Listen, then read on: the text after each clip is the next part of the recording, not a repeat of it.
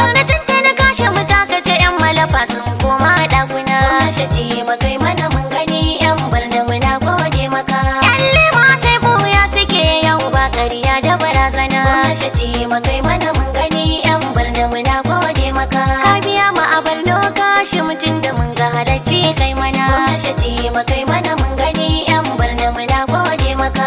Katangar karfe ka tare matsala ta daina zuwar mana. Gwamnati taimakai mana mun gani yan barna muna gode maka. Min yau gwamna kuma dan halaka dan sata baya yi mana. Gwamnati taimakai mana mun gani yan barna muna gode maka. Shekaru 6 kayi rawar gani, ayyuka kayi mana sansani, gaskiya ta baka farin jini.